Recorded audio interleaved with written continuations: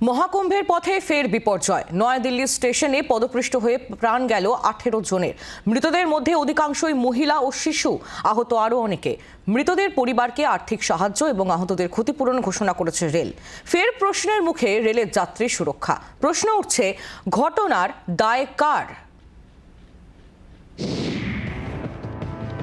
ভিড়ে ঠাসা স্টেশন, গাদাগাদি ভিড়, কাতারে কাতারে মানুষ, সঙ্গে লটবহর, সব মিলিয়ে শ্বাসরুদ্ধকর পরিস্থিতি।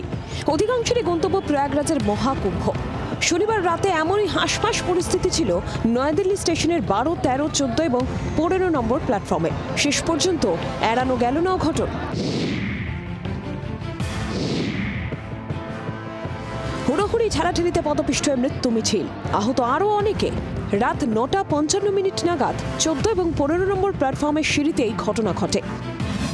12 নম্বর প্ল্যাটফর্মে আসার কথা ছিল প্রয়াগরাজের ট্রেন।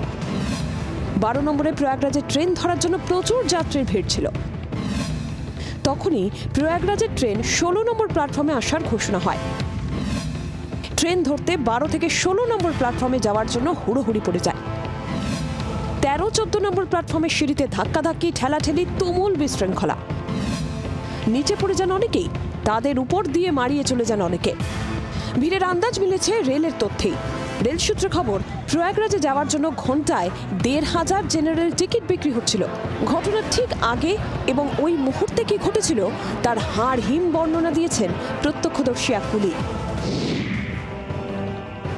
मैंने ऐसी भीड़ कभी जिंदगी में नहीं देखी।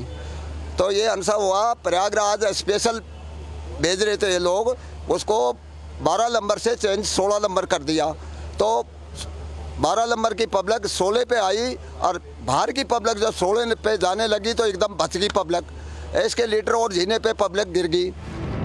ঘটনার পরের দিন রবিবারও স্টেশনে পদপিষ্টের মর্মান্তিক ছবি। যত্রতত্র ছড়িয়ে যাত্রীদের জুতো, ব্যাগ, খাবারের প্যাকেট। যারা পদপিষ্ট হয়ে মারা গিয়েছেন বা যারা এই ঘটনার মধ্যে পড়েছিলেন তাদের যে ব্যবহৃত জিনিসপত্রগুলো, সেই ছবি, টাটকা ছবি দেখা যাচ্ছে। গত রাতেই অনেকটা সরিয়ে দেওয়া হয়েছে। তাদের জুতো, কারো টিফিন বাক্স, কারো জলের বোতল, কারো জামা কাপড়, শিশুদের ব্যবহৃত জিনিস, পোশাক আশাক সবটাই পড়ে রয়েছে এখানে এবং সেগুলিকে বেঁধে নিয়ে যাওয়া হচ্ছে। যারা এইগুলি হারিয়েছেন, এই ছবি স্পষ্ট বলে দিচ্ছে গতকাল কি ঘটনা ঘটেছিল নিউ দিল্লি রেলওয়ে স্টেশনে। রেলের তরফে শুরু হয়েছে উচ্চ পর্যায়ের তদন্ত। इसकी जांच उच्च स्तरीय समिति द्वारा, हाई लेवल कमेटी द्वारा की जा रही है, जिसमें HAG रैंक के, हायर एडमिनिस्ट्रेटिव ग्रेड रैंक के ऑफिसर शामिल हैं। और CCTV फुटेज देखे जा रहे हैं, उनको भी फ्रीज कर दिया गया है CCTV फुटेज को। মৃতদের পরিবারকে 10 লক্ষ টাকা আর্থিক সাহায্যের ঘোষণা করেছে রেল। গুরুতর আহতদের 2.5 লক্ষ টাকা এবং অল্প আহতদের 1 লক্ষ টাকা ক্ষতিপূরণও দেওয়া হবে। ঘটনায় শোক প্রকাশ করেছেন রাষ্ট্রপতি, প্রধানমন্ত্রী, রেলমন্ত্রী সহ কেন্দ্রীয় মন্ত্রীরা। কিন্তু ঘটনায় ফের বেআবরু হয়ে পড়েছে রেলের যাত্রী সুরক্ষার ঢিলে ঢালা ছবি। গত কয়েকদিন ধরেই কুম্ভগামী ট্রেনে একের পর এক অঘটন ঘটছিল। কয়েকদিন আগেই বিহারের মধুবনী স্টেশনে AC কোচের জানলা ভাঙচুর হয়েছে। সব ট্রেনে কার্যত গাদাগাদি ভিড় হচ্ছিল। তারপরেও কেন শিক্ষা নিল না রেল? আরও প্রশ্ন উঠছে, কুম্ভগামী সব ট্রেনে গাদাগাদি ভিড়ের পরও কেন সতর্ক হলো না রেল? স্টেশনে ভিড় নিয়ন্ত্রণে কেন বাড়তি বন্দোবস্ত করা হলো না?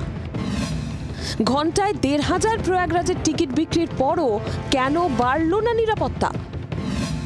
সব প্ল্যাটফর্মে ঠাসাঠাসি ভিড়ের পরও কেন অতিরিক্ত সুরক্ষার ব্যবস্থা হলো না?